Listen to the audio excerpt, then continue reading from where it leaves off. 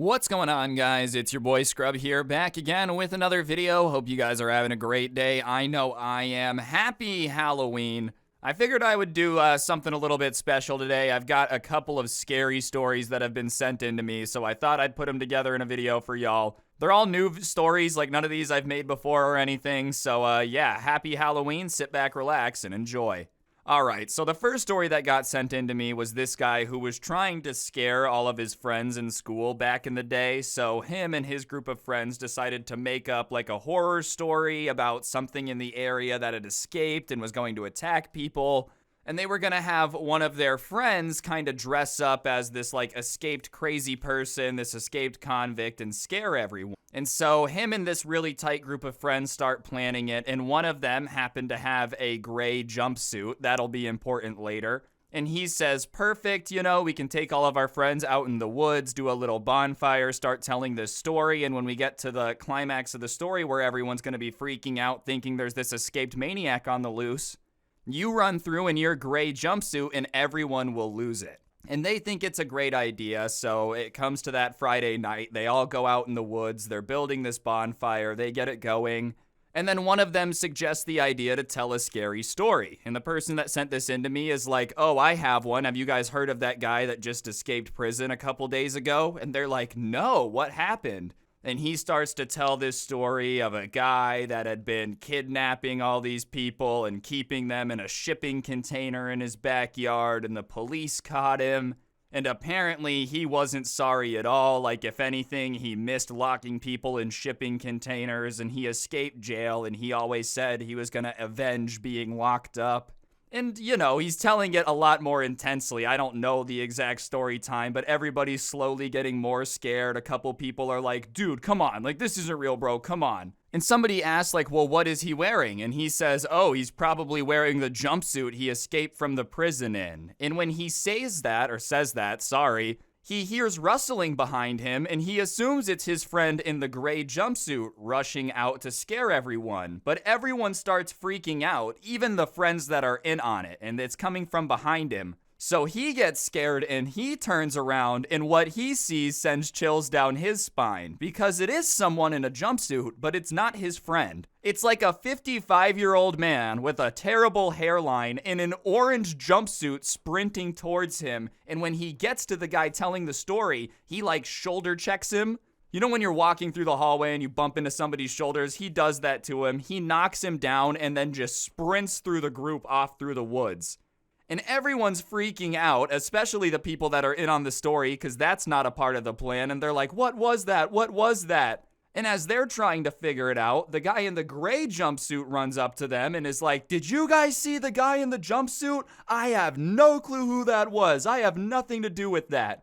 And when they see the guy in the gray jumpsuit is scared too, and he has nothing to do with it, they're all freaking out. And the entire group like puts out the bonfire as fast as possible. And they start sprinting out of the woods to their car. They just want to get out of there as fast as humanly possible. They have no clue who the guy is in the jumpsuit running through the woods or why he shoulder checked them or anything like that, but they're all shaking, scared.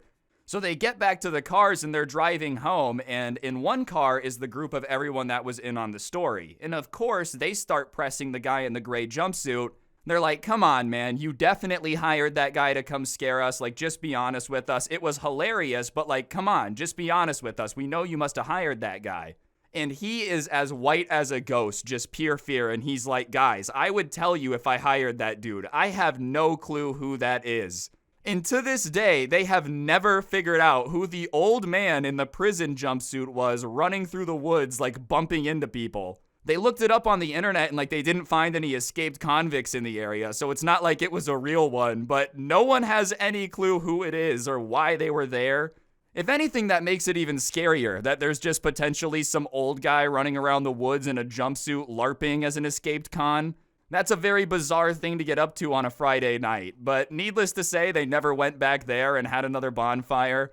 I would just be on the lookout, okay? I would not be vibing in the woods alone if I lived in this area. All right, so this next one a guy sent in to me, and he had just moved into a new house in a new state where he wasn't really familiar with the area. He had done a little bit of research into the house itself. It looked really nice. It looked like it wasn't one of those that they just kind of let fall apart and kept renting.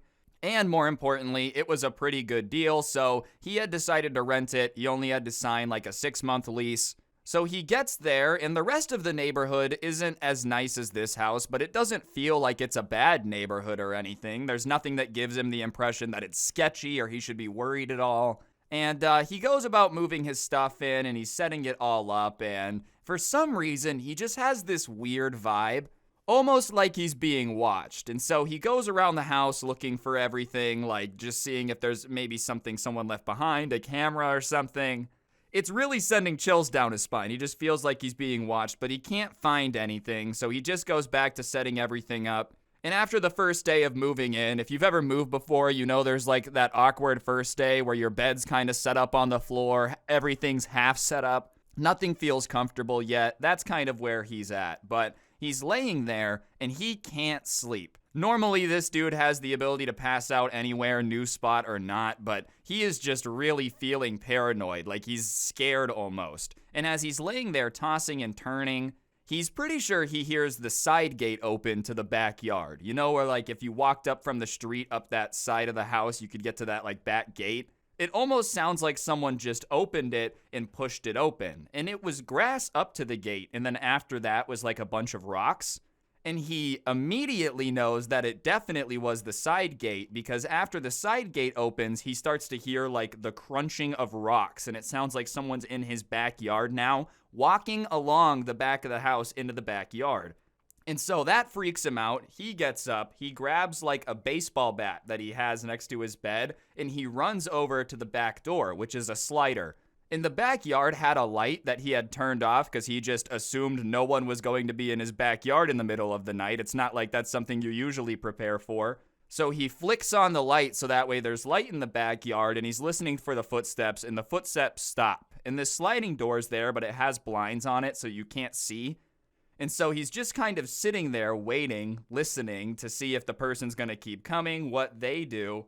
And he hears the footsteps starting to go back towards the gate, the rocks are crunching away. And so he turns around and he starts running to the front door to try to see who's coming out the side of his house. He doesn't want to really confront them, but he just wants to know, is it a group of people? Is it a bunch of people? What's going on? Who's on the side of my house? So he runs to the front door, opens it, and yells, "Who's there?" and looks to the left, which is the side of the house they're on.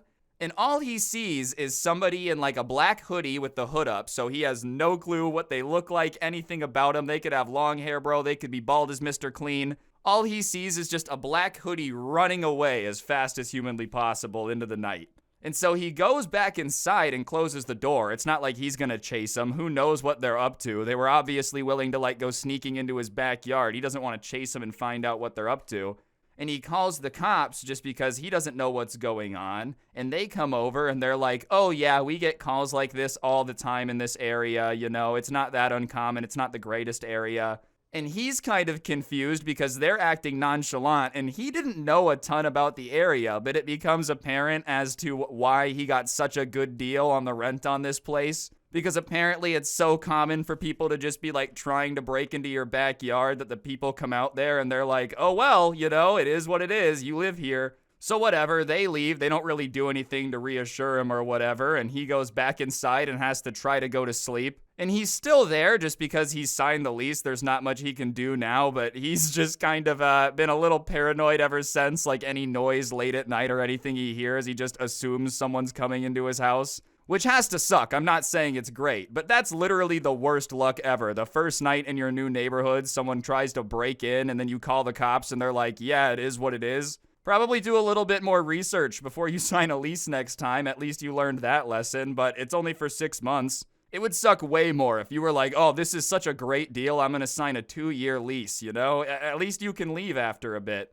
And the person hasn't come back. I don't know. Maybe they knew the person who used to live there, you know? Like, I don't know the situation. All I know is that it would freak me out if I, like, felt someone on the side of my house, heard them, went to go look, and all I see somebody is in a hoodie just running away into the night, and I don't know who it is. That'd probably freak me out, too. All right, so this next one was a person who didn't believe in ghosts. It's not like they hated the idea. It's not like they, like, ridiculed people who did. They just personally had never had any supernatural experience, so they didn't believe in it. Which I get. I guess, like, that's kind of where I'm at, you know? I've never had a ghost come tap me on the shoulder. I'm not saying they don't exist. I'm not challenging them. Please don't come haunt me or anything. I'm just not 100%. But they ended up moving into this really old apartment. And when I say really old, I don't mean from, like, the 50s, 60s. I'm talking about this building was a few hundred years old. Possibly there'd been, like, a witch trial out in front of it. That's how old this building was. And when they went in to rent a unit, the owner had told them that, like, some people had had some supernatural experiences, so if that was something that they were really afraid of, you know, they couldn't get out of the lease for it.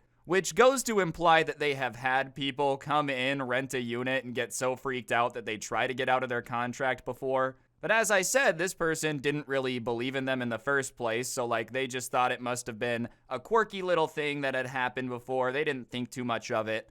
And they still signed for it because they really liked the apartment and they thought it was really cool that the building had all this history to it. And for the first few weeks, they have no weird experiences, but they end up having a friend over from work and they're talking about the building, and he mentions that the owner had, like, talked about how some people have had weird experiences and they couldn't use it to get out of the lease. And their friend starts really making fun of the concept. They're like, oh, what, the ghost is gonna come and try to convince you to break your lease? I can't believe people would be that dumb, you know? There's no way that would ever happen. Like, that's so silly. And for whatever reason, when they started doing that, like, chills started going down the person that lived there's spine, and they changed the subject pretty quickly. But whatever, their friend's hanging out for a bit, inevitably goes home. And that night, they're laying in bed, and for whatever reason, they're, like, afraid to fall asleep. I don't know if you've ever had that feeling, but every now and then I'll be like, oh, I don't want to have a bad dream. That sounds dumb, but that's kind of like the feeling that they were having. It was almost like they knew something weird was going to go down, but inevitably, you can only fight sleep for so long, so they go to sleep, and they have a really bad, weird dream. Basically, they dream that they're in the perspective of someone else in their apartment, and they're kind of like going through their apartment at night, and then they walk in and they watched themselves sleep. And it was like a dream where they wanted to wake up, but they couldn't. They were just watching themselves sleep. And of course, that's insanely freaky. Imagine knowing you're dreaming, but you're not in control of it, and you're like watching the perspective of someone watching you. So of course, they're just kind of sitting there in this dream terrified. It was almost like a sleep paralysis type of vibe. And the next morning when they like wake up and snap out of it, they are freaking out, right? They're laying in bed not knowing what was going on, what any of it was. And they finally work up the courage to go out and explore the rest of the house and just be like, what happened? And when they go out and start looking around, they're even more scared because when they go into the kitchen, all of the cabinet doors are open, all of the drawers are pulled out, and it's freezing. They go over to the thermostat. The thermostat says it's like 75, but there's no way. Like in the kitchen, it literally felt like they needed a parka or something because it was just so frigid in there. That really freaks them out, and they're starting to get paranoid that there might be a ghost in the house. But whatever, they put on a brave face, they get ready for work, and they go to work, and they like go to their friend, and they say, listen, I gotta tell you something. And they start explaining to them the dream and what happened and how they're really freaked out. And their friend's face doesn't look like it's about to make fun of them. It looks like their friend is starting to get really scared. And the friend cuts them off before they finish, and they like say, listen, I don't want you to tell me anymore because I don't want to think about it anymore, but I'm just going to let you know that I had a very similar dream, like the exact same dream. And yeah, that is absolutely insane to me, bro. Imagine everything is like telling you that there might be ghosts in this apartment. Nothing's going on. Your friend comes over, makes fun of them. That night, you have a terrible dream that someone's watching you sleep. All your drawers and cabinets are open. You go to work and the same person that was making fun of ghosts, like, oh, that's so stupid, tells you that they don't want to hear anymore because the dream freaked them out too much. And after that, they went home and like sat on the couch. They didn't know what to do, so they just kind of talked out loud and were like, hey, I'm really sorry for my friend, you know, if it offended you, but I don't want any issues. Like, I believe in you. We're all good. And as weird as it sounds, since then, they haven't had any more weird dreams or anything. There hasn't been any more mornings, like with the cabinets opening up and the drawers opening up. Maybe he just had issue with you making fun of him. You know, he's like, listen, I'm in this weird in-between realm for a bit. I don't know how to get out of here. The least you could do is be a little bit supportive. I can't scare you out of this apartment. All right, so this next one was sent in to me by a guy that was at the park playing basketball. He just liked to go do that when he needed to clear his head, think a little bit. So he had just decided to go play some basketball, and it was later in the day on like a weekday, like 8 p.m. on a Wednesday. And it just so happened that he was the only guy there. And at this particular park, the basketball courts were right by the road. And there was a fence to stop the balls from like going out into traffic and being hit by a car or whatever, but it was pretty easy for somebody to go around the fence from the road if they wanted. And he's alone just shooting the ball, and he hears behind him like a car slamming on the brakes. You know when the brakes screech, the tires squeal, it just sounds like a car is slamming on its brakes so hard that it might break itself?